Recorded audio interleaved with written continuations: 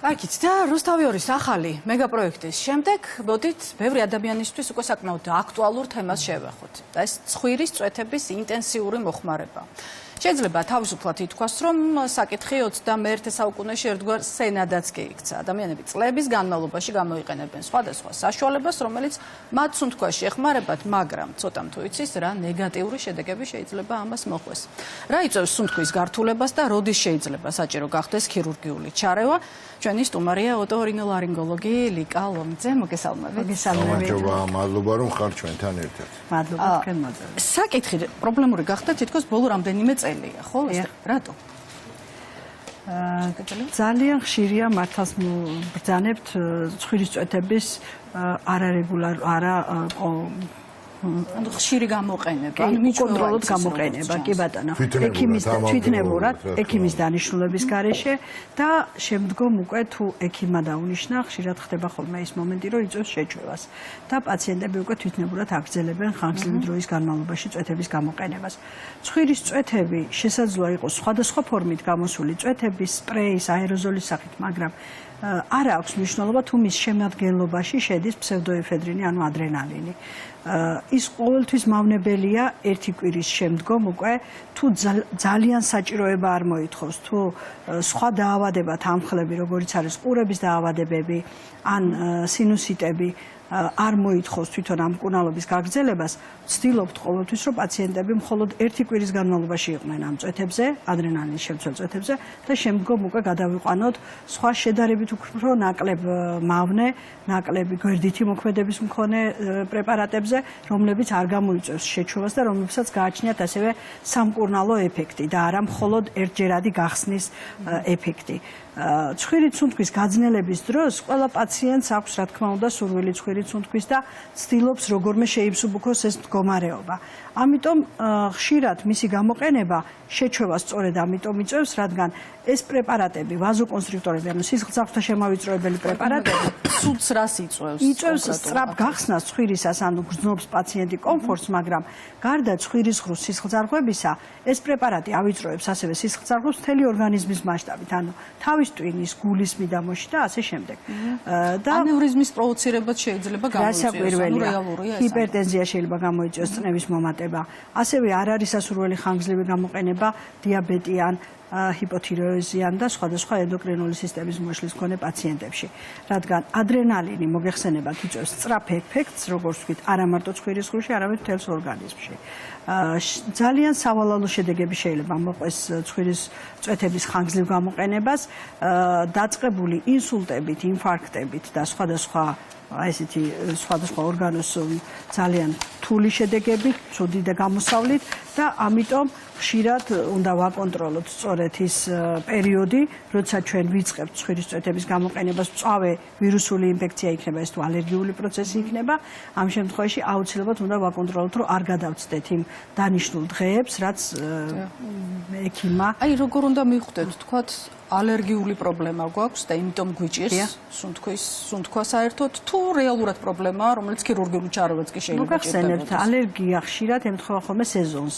უფრო ხშირად სეზონური ალერგიის დროს გამოვლინდება სწორედ ის რინიტის შემაწუხებელი მოვლენები, როგორიც არის ცხვირის გაჭედვა, თვალებიდან ცრემლდენა და ასე შემდეგ.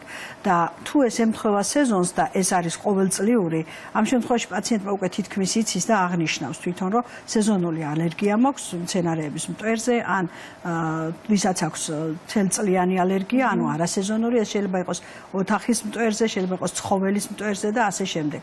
ნუ საკვებზე და მედიკამენტებზე ეს ცალკე თემაა, მაგრამ ალერგია თუ არის სეზონური, იმ სეზონზე დაწყების წინ თითქმის ყველა პაციენტმა იცის ზუსტად რა პერიოდში ყვავილობს ის მცენარე, რომელზეც მას ალერგია ეწყება და შეიძლება არ იცოდეს ზუსტად რა მცენარეზე აქვს, მაგრამ პერიოდი ყოველთვის იციან ხოლმე. რომ მარტის დასაწყისში ან აპრილის დასაწყისში ეწყებათ ეს სურტო. ხო, აი რაც თქვენ თქვით ბოდიში, ანუ რეალურად ეს გაზაფხულზე მატულობს, ხო ეს ყველაფერი, ანუ ცხვირი ბმაშია თვალწარმლიანობასთან შემდეგ თვალწარმლიანობას კიდევ თავის ტკივილები და უამრავი რამ შეიძლება მოყვეს, როცა ეს გრძელდება, მაგრამ თქვენ ხაზი გაუსვით იმას, რომ შეიძლება პირობითად მე ვარ ალერგიული და ვერ ვიგებ რა რისგან მაქვს ეს ალერგია.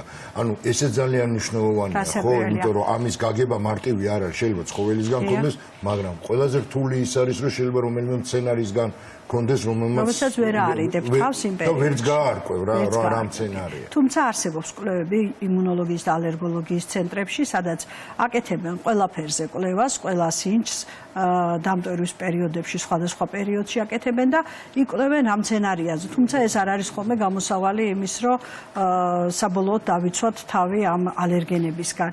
ქალბატონი, კაი, გასაგებია მაშინ როდესაც საუბრობთ ამ სუნთქვის გაძნელებაზე, გართულებაზე, მისი გამომწვევი მიზეზების ჩამონათვალი არის საკმაოდ მრავალფეროვანი, აი ვახსენეთ რინიტი, სეზონური ალერგია, მაგრამ აი ხშირად ადამიანებს აქვთ ხოლმე შეგრძნება, რომ არიან გაციებული, მაგრამ დღის წესრიგში დგას ხოლმე ისეთი გავრცელებული პრობლემა, როგორიც არის ცხვირის ზგიდის გამრუდება. აი ამ შემთხვევაში საინტერესოა, როგორ უნდა ამოვხსნათ, როგორ უნდა განსაზღვროთ, დაბადგინოთ, რასთან გვაქვს საქმე, იმიტომ რომ გარკვეულწილად სიმპტომატიკა ხშირად გავს ხოლმე ერთმანეთს, ხო? აი მთავარი პრობლემა, რომელიც გაძნელებულ სუნთქვას უკავშირდება. ცხვირის სუნთქვის გაძნელება მართალსბრძანეთ შეიძლება ძალიან ბევრმა მიზეზმა გამოიწვიოს. თითქმის ყველა ასაკში შეიძლება შეგვხვდეს ჩვილი ბავშვის ასაკიდან დაწყებული ღრმა მოხუცებულობამდე და შესაძლოა იყოს გამოწვეული როგორც ალერგიით, ასევე დანარჩენი სხვა მიზეზებით. სხვა მიზეზებში პირველ ადგილზე დგას სწორედ ცხვირის ზგიდე და ნიჟარების ჰიპერტროფია, რომელიც შეიძლება იყოს როგორც ტრავმის შემდგომი, ასევე თანდაყოლილი. ცხვირის ზგიდის გამრუდებას როგორც წესი აუცილებლად ქირურგიული ჩარევა ჭირდება, ისევე როგორც პოლიპოს, ისევე როგორც ადენოიდებს ბავშვებში, ცხვირხახის ადენოიდებს, რომელსაც ასევე პოლიპს ეძახიან, თუმცა ეს სხვა პრობლემაა ბავშვებში. ამ ოპერაციების ქირურგიული ჩარევის შემდგომ უკვე შესაძლოა სუნთქვა აღდგეს სრულად და აღარ გამოიწვიოს სუნთქვის გაძნელება მიზეზმა, მაგრამ არის დაავადებები, მაგალითად პოლიპოზი, რომელმაც შესაძლოა განმეორებითი რეციდივი მისცეს და ისევ განახლდეს ეს სუნთქვის პრობლემები და შემდგომ ისევ განმეორებით დაჭირდეს ქირურგიული ჩარევა.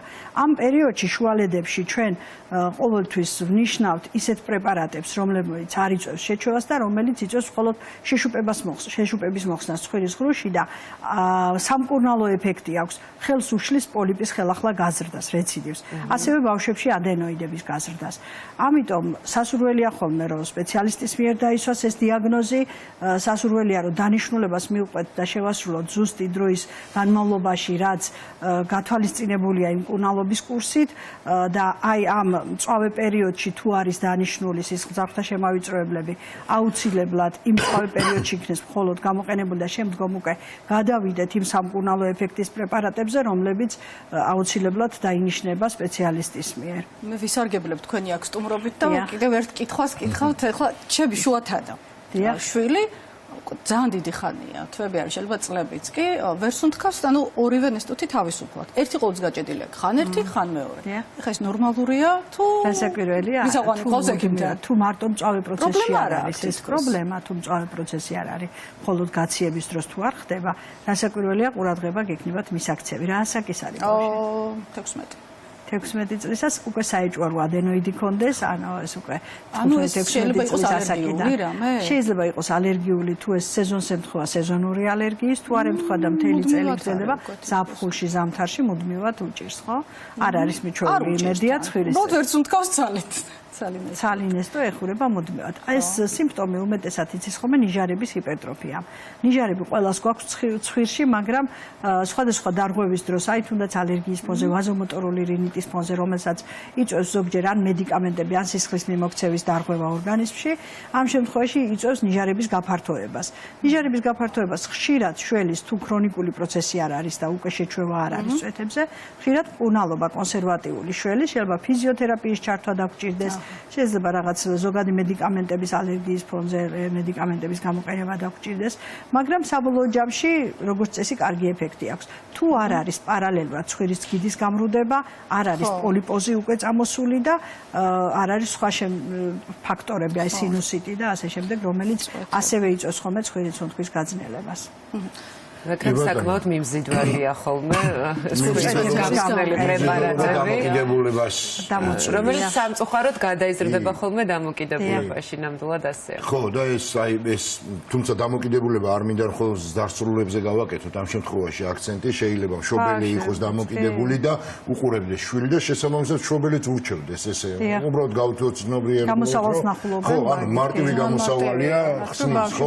მე მინდა რომ ჩვენ უბრალოდ გსურს, რომ თქვენ უმთავრესი რჩევა მიცეთ მშობლებს, რომლებიც თავად არიან შესაძლოა დამოკიდებულები ამ ყველაფერზე, მაგრამ რაღაცნაირად ამ ხალხს უნდა აუხსნათ ჩვენ, რომ არ შეიძლება უმცროს ბავშვებში ეს თემაც იყოს ისე დანერგილი, როგორც მათ აქვს ცხოვრების წესად. აქვე დავამატებ ერთ დეტალს. ახლა ჩვენ ვსაუბრობთ, რომ მსგავსი ტიპის პრეპარატებზე ადამიანები ხანგრძლივი მომხმარების შემდეგ არიან დამოკიდებულნი, მაგრამ აი ჩემს შემთხვევაში მაგალითად მაშინ როდესაც მაქვს ხოლმე ეს გრიპოზული მდგომარეობა, აი ერთხელ ჩაწვეთებაც კი საკმარისია ხოლმე, რომ მეორე მესამე დღეს რომ ვახელ ხოლმე თვალს, პირველი რაზეც მეფიქრება არის ხოლმე მსგავსი ტიპის გამხსნელი პრეპარატები. კი, ანუ ამ ნაზალური პრეპარატების გარეშე შემდეგ ცხოვრება ფაქტობრივად შეუძლებელია ხოლმე. და ხა წარმომიდგენია ეს, როდესაც ხანგრძლივად გრძელდება აქ რამდენად რთულია ამ დამოკიდებულებასთან შეიძლება. ასეთი პაციენტი როცა მოდის ჩვენთან, ყოველთვის ვაფრთხილებთ, როცა გადავყავს უკვე კონსერვატიულ მკურნალობაზე, რომელიც არის სამკურნალო და არა ისეთი ეფექტის, როგორიც იქნება ის სისხლძარღვთა შემავიწროებელი წვეთები.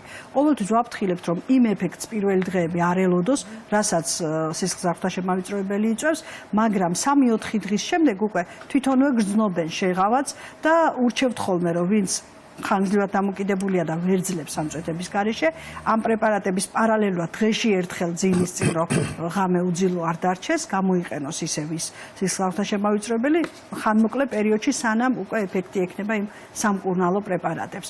ამიტომ აი რჩევა იქნება ეს, რომ აუცილებლად მიმართონ სპეციალისტს, რომ სწორი დანიშნულება მიიღონ პირველ რიგში, მერე თუ არის ქირურგიული ჩარევა საჭირო, რასაკვირველია სასურველია, რომ ერთხელვე მოწესრიგდეს ეს ცხვირის ღრუ, რომ იყოს თანაბრად გამავალი ორივე ნესტოსთვის და არ კეტავდეს სხვადასხვა ნესტოს სხვადასხვა დროს და არ იწვევდეს ჰიპოქსიას, ჟანგბადის ნაკლებობას თავის ტვინში.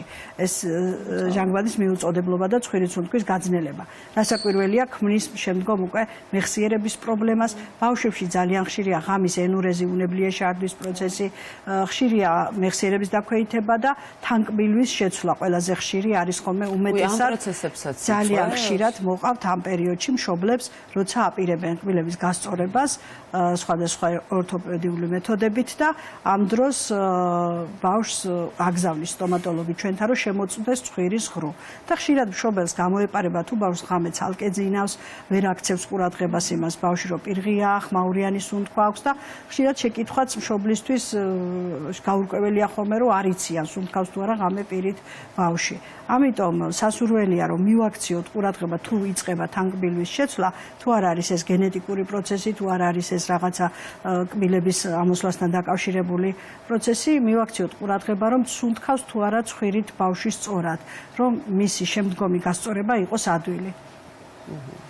საკმაოდ რთული პროცესია და დასაკვირვებელი, იმიტომ რომ ამის ეს რომ გამოგეპაროს, მშობელსაც რომ გამოეპაროს, ვფიქრობ, რომ არ იქნება კარგი და ერთ-ერთი ჩვენ ძალიან ხშირად საუბრობთ ხოლმე შუადღე როგორც წესი, ძალიან ხშირად უთმობს ჯანმრთელობის თემებს ყურადღებას და დროს და შესაბამისად სულ კომპეტენტური თქვენისთან კომპეტენტური სტუმრები ყავს სულ ყველა თემასთან დაკავშირებით და მუდმივად გვაქვს ერთი კითხვა, რაც მე ვფიქრობ, რომ სავსებით ლოგიკურია და აი ეს არ ვიცი როგორ უნდა მოხდეს თაკო, ანუკა, მე ვგულისხმობ იმას, რომ ადამიანები თვითნებურად იწყებენ მკურნალობას პრეპარატების მიღებას, რაც საბოლოო ჯამში იმ შედეგს არ აძლევს და შესაძლოა პირიქით უარესი რამ დამართოს. სავალალო მდგომარეობამდე მივიდეს მით უმეტეს ბავშვები. თვითნებური მკურნალობა მაშინ, როდესაც მსგავსი თაკო ერთი წელი როცხილში იშხურებ. არსებობს იმდენად იაფიანი პრეპარატებიც, რომ ბავშვები ხშირი შემთხვევა გვაქვს, ასე რომ თვითონ ყიდულობენ, არც კი ეკითხებიან მშობლებს უკვე ერთხელვე რო იგრძნობენ ამ შვებას, შემდგომ უკვე თვითონ ყიდულობენ და ხმარობენ და ეს მივედით ასამდე, რომ ხელმისაწვდომი არ უნდა იყოს ნებისმიერი საკონკრეტული კატეგორიის. არა, მე მგონი უნდა მივიდეთ, მივიყვანოთ ჩვენი შვილები და ჩვენც მივიდეთ იმ დასკვნამდე, რომ თვითონ მიაქციონ თვითონ ყურადღება და აწონ-დაწონონ რას და როგორ აკეთებენ. ადრეულ ასაკზე გასაგებია, რომ ბავშვებს მეტნაკლებად შევეხეთ, მაგრამ აი ადრეულ ასაკში, რასაც ჩვილობის ასაკი ქვია, ვიცით, რომ მსგავსი ტიპის პრობლემები დგას და აქ თუ არ ვცდები, შემოდის ესეთი მსუბუქი ცხვირში გამხსნელი ზღვის შემცველი პრეპარატები კი. მაგრამ არის ესეთი თქვა ყოფილა შემთხვევები, როდესაც ესეთი შედარებით უფრო მძლავრი პრეპარატები გამოუყენებიათ მშობლებს? არის ასეთი შემთხვევები, თუმცა თვითნებურად იშვიათად მაგალითად იყენებენ ხოლმე ჩვილი ბავშვებში, რაც ჩვენ გვაქვს გამოცდილება, უფრო მეტად ზოგჯერ არის, რომ სპეციალისტი ან პედიატრი უნიშნავს ხოლმე ისეთ სისხლძარღვთა შემავიწრობას, რომელიც 2 წლამდე ასაკში არ არის გათვალისწინებული და ასეთი შემთხვევებიც გქონია, რომ მე მშობლები უკვე რომ ხედავენ, რომ ბავშვი ღავათი აქვს და კარგად სუნთქავს, მადლობელიც არის იმ დანიშნულების და აგრძელებს ხანგრძლივად. ეს არ არის ხოლმე სასურველი ბავშვებში ძალიან იშვიათი პრეპარატებია, რომელიც შეგვიძლია ჩვილ ბავშვებში გამოვიყენოთ ცხვირის ღრუში. რა თქმა უნდა, ზღვის წყალი არ არის შეზღუდული, მაგრამ ბოლო ხანებში ძალიან, ასე ვთქვათ, მოდაშია ფიზიოლოგიურად გამორეცხვა შპრიცით, რაც ასევე ხშირად იძლევა ხოლმე ყურზე გართულებებს, არასწორი გამორეცხვის დროს. ფიზიოლოგიური ხსნარი კი ჩვენს გვინიშნავდნენ პირადად ძალიან. მაგრამ გამორეცხვის მეთოდსაც ცოდნა უნდა და ყურადღების მიქცევა, კი, ზოგჯერ წნევით შესხმა ცხვირის ღრუდან იწვევს ხოლმე შუაყურის სივრცეში გადასვლას და ხანგრძლივად რჩება შემდგომ უკვე შუაყურის ანთებითი პროცესი. ამიტომ სასურველია, რომ თვითნებურად მაინც არც ერთ ასაკში არ გამოვიყენოთ. მიიყვანონ სპეციალისტთან და უკვე სპეციალისტი განსაზღვრავს იმ ასაკის, იმ წონის, იმ ანამნეზის ბავშვისთვის, რა შეიძლება შეარჩიოს და როგორ მივცეთ შეღავათი 2-3 წლამდე მაინც, სანამ შეგვიძლია უკვე სხვა წვეთების გამოყენება. კი ბატონო, ძალიან დიდი მადლობა საინტერესო საუბრისთვის, საინტერესო რჩევებისთვის და მე თქვენთან არ მიხსენებია, რომ თქვენი სტანაკომპეტენტური ადამიანი, იმიტომ რომ ჩვენი ნათქვამი და თქვენ იმიტომ ხართ აქ, რომ რეალურად ხო, თქვენ სიტყვას განსაკუთრებული წონა აქვს და ზოგადად როდესაც ჯანმრთელობაზეა საუბარი, ამას აუცილებლად ამაზე აქცენტი უნდა გაკეთდეს. მადლობა რომ იყავით. დიდი მადლობა. ჩვენთან